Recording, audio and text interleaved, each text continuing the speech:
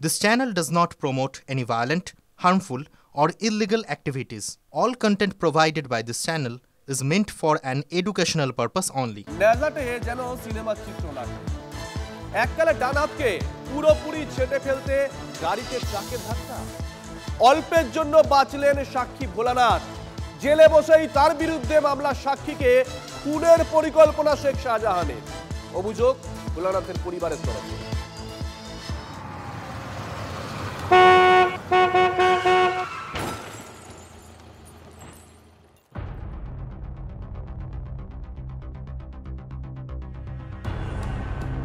দুর্ঘটনার কবলে শেখ শাহজাহানের বিরুদ্ধে মামলার অন্যতম সাক্ষী কোন রকমে প্রাণে বাঁচলেও গুরুতর জখম হয়েছেন সিবিআই মামলার সাক্ষী ভোলানাথ ঘোষ। বয়ারমারি পার হয়েছি যেখানে আমার ঘটনা ঘটেছে ওই লরিটা সামনের দিকে যাচ্ছিল আমরা বাংলাদেশের দিকে আসছিলাম একদম ডাইরেক্ট এসে আমার গাড়ি গেছে তারপর আমার গাড়ি জলে চলে গেল অচৈতন্য অবস্থায় আমার লোকজন বার করেছে।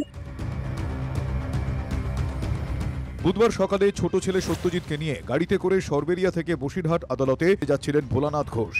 সকাল 8:30 নাগাদ বয়ারমারির কাছে নেজাটে বাসন্তী হাইওয়ের ওপর লেন বদলে তাঁর গাড়িতে ধাক্কা মারে সামনে থেকে আসা একটা ট্রাক।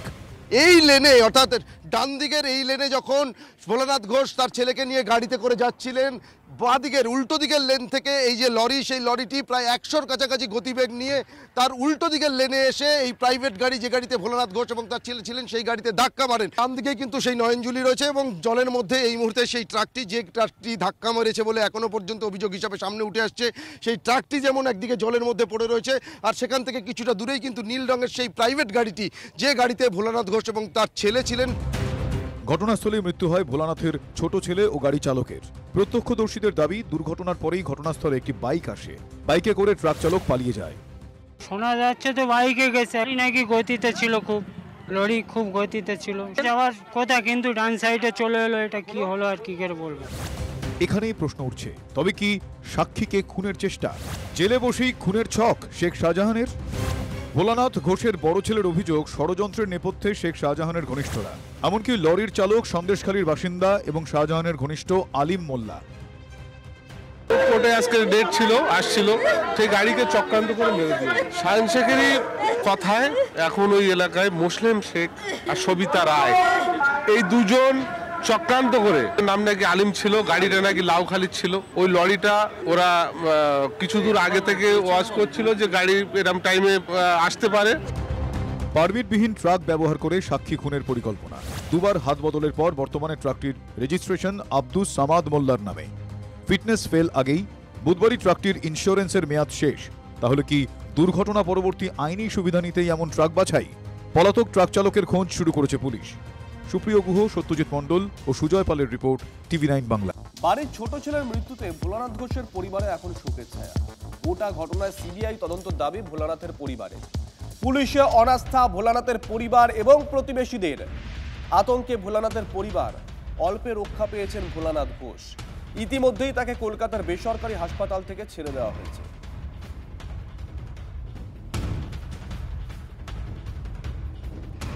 মনে হচ্ছে শাহজাহান শেখ এই ফোন করে থানাতে জেলে থেকে ফোন করে এইসব দিচ্ছে। আর শাহজাহান শেখ কেন মনে হচ্ছে?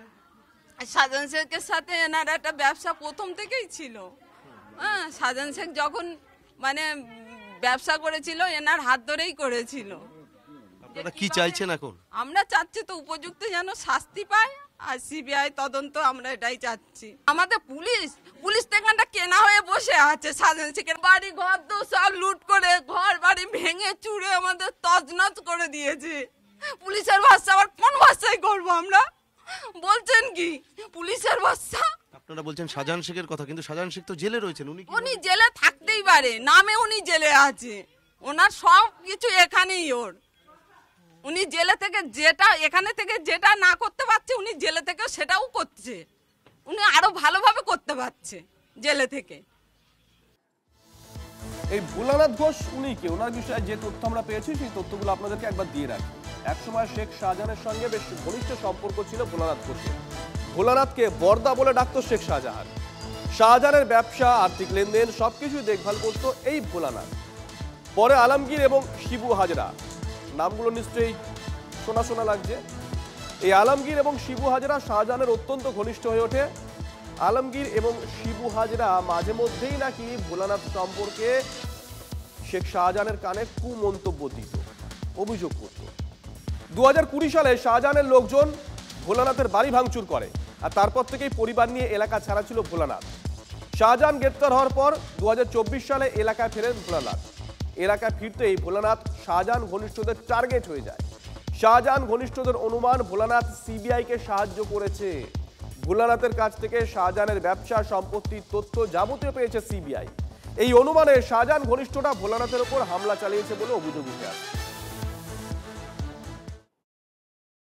নিহাতি দুর্ঘটনা না, এটা পরিকল্পনা মাফিক অ্যাক্সিডেন্ট করানো হয়েছে, যেহেতু উনি আদালতে না যেতে পারে। এই শাহজাহান শেখের মামলা, শাহজাহান শেখ বিভিন্ন রকম মানে ব্যবসা ক্ষেত্রে 78 লাখ টাকা একটা মিথ্যা মামলায় ফাঁসিয়েছে, তারপরে একটা রেপ কেসে মিথ্যা মামলায় ফাঁসিয়েছে ভোলা ঘোষকে মিথ্যা মামলায়, আর সেইগুলো পরিচালনা করছে ওখান থেকে সেন্ট্রাল জেল থেকে বলে দিচ্ছে মোসলেম শেখকে, সবিতা রায়কে,